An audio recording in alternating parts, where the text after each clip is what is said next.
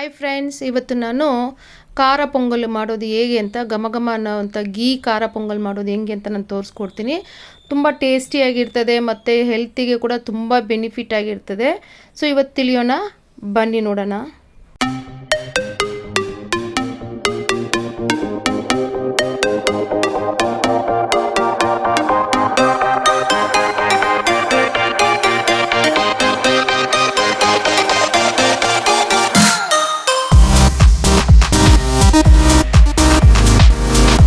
ನೋಡಿ, ನಾನು ಒಂದು ಗ್ಲಾಸಲ್ಲಿ ಹೆಸರುಬೇಳೆ ತೊಗೊಂಡಿದ್ದೀನಿ, ಮತ್ತು ಒಂದು ಗ್ಲಾಸಲ್ಲಿ ಸೇಮ್ ಗ್ಲಾಸಲ್ಲಿ ಅಕ್ಕಿ ತೊಗೊಂಡಿದ್ದೀನಿ. ಈಕ್ವಲ್ ಅಂದರೆ ಇದೊಂದು ಗ್ಲಾಸ್ ತೊಗೊಂಡ್ರೆ ಅದೊಂದು ಗ್ಲಾಸ್ ತೊಗೋಬೇಕು. ಚೆನ್ನಾಗಿ ತೊಳೆದು ಒಂದು 2-3 ಸರಿ ತೊಳೆದು ಅದಕ್ಕೆ ಒಂದು 6 ಗ್ಲಾಸಷ್ಟು ನೀರನ್ನು ಹಾಕ್ಕೋಬೇಕು. ಒಂದು ಗ್ಲಾಸ್ಗೆ 3 ಗ್ಲಾಸು 3 ಗ್ಲಾಸ್ ನೀರು ಹಾಕ್ಕೋಬೇಕು. ನಾರ್ಮಲಿ ನಾವು ಅಕ್ಕಿ ಇಡುವಾಗ 1 ಗ್ಲಾಸಿಗೆ 2 ಗ್ಲಾಸ್ ನೀರು ಹಾಕ್ತಿರಲ್ವ, ಇದು ಹಂಗಲ್ಲ, 3 ಗ್ಲಾಸು. ಸೊ ಈ ಥರ ಹಾಕ್ಬಿಟ್ಟು ಶುಂಠಿ ತುರಿಯೋದು ಶುಂಠಿ ಹಾಕ್ಕೋಬೇಕು ಸ್ವಲ್ಪ, ಮತ್ತು ಜೀರಿಗೆ ಸ್ವಲ್ಪ ಹಾಕ್ಕೋಬೇಕು, ಮತ್ತು ಒಂದು ಸ್ವಲ್ಪ ಉಪ್ಪು ಹಾಕ್ಕೋಬೇಕು, ರುಚಿಗೆ ತಕ್ಕಷ್ಟು ಉಪ್ಪು ಹಾಕ್ಕೋಬೇಕು. ಮತ್ತು ಒಂದು 4-5 ವಿಸಿಲು ಇಲ್ಲ 6 ವಿಸಿಲ್ ಇಟ್ಕೋಬೇಕು ನಾವು.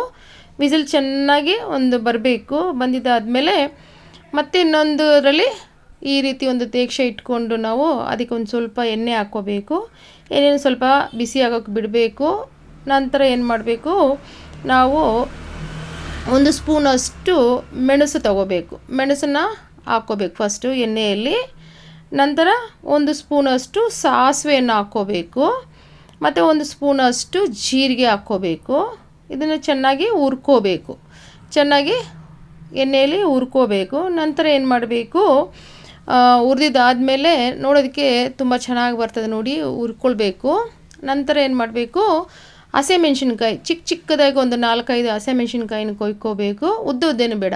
ಶುಂಠಿ ತುರಿವಿರೋ ಶುಂಠಿ ಹಾಕ್ಕೋಬೇಕು, ಮತ್ತು ಸ್ವಲ್ಪ ಕರ್ಬೇವಿನ ಸೊಪ್ಪು ಹಾಕ್ಕೋಬೇಕು. ಚೆನ್ನಾಗಿ ಇವನ್ನ ಚೆನ್ನಾಗಿ ಹುರ್ಕೋಬೇಕು.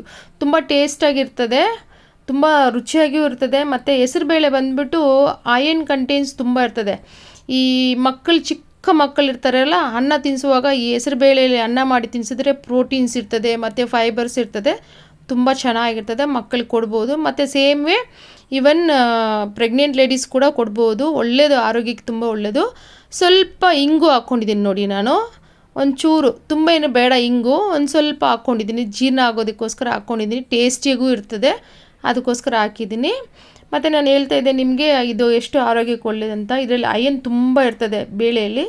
ಸೊ ಹಂಗಾಗಿ ಇದು ಮಾಡ್ಕೋಬೇಕು ನೋಡಿ. ಇವಾಗ ಅನ್ನ ಬೆಂದಿರೋದನ್ನು ತೋರಿಸ್ತಿದ್ದೀನಿ. ಎಷ್ಟು ಚೆನ್ನಾಗಿ ಬೆಂದಿದೆ ನೋಡಿ, ಅನ್ನ ತುಂಬ ಚೆನ್ನಾಗಿ ಬೆಂದಿದೆ.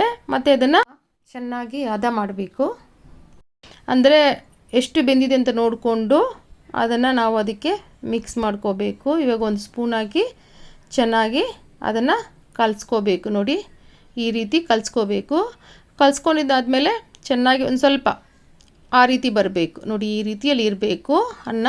ತುಂಬ ನೀರಾಗಿ ಇರಬಾರ್ದು, ತುಂಬ ಗಟ್ಟಿಯಾಗಿ ಇರಬಾರ್ದು. ಇವಾಗ ಅದನ್ನು ಈ ನಾವು ಒಗ್ಗರಣೆ ಹಾಕ್ಕೊಂಡಿದ್ರಲ್ಲ ಅದರಲ್ಲಿ ಹಾಕಿ ಮಿಕ್ಸ್ ಮಾಡ್ಕೋಬೇಕು, ಚೆನ್ನಾಗಿ ಮಿಕ್ಸ್ ಮಾಡ್ಕೊಳ್ಬೇಕು.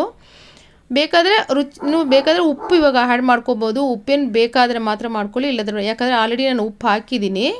ಸೊ ಹಂಗಾಗಿ ನಾನು ಹಾಕೋದಿಲ್ಲ ಇವಾಗ, ಯಾಕಂದರೆ ರುಚಿಗೆ ತಕ್ಕಷ್ಟು ಉಪ್ಪು ನಾನು ಆಲ್ರೆಡಿ ಹಾಕಿದ್ದೀನಿ. ನಿಮಗೆ ಬೇಕಾದರೆ ನೀವು ಹಾಕ್ಕೋಬೋದು, ಒಂದು ಸ್ವಲ್ಪ ಎಷ್ಟು ಬೇಕೋ ಅಷ್ಟು.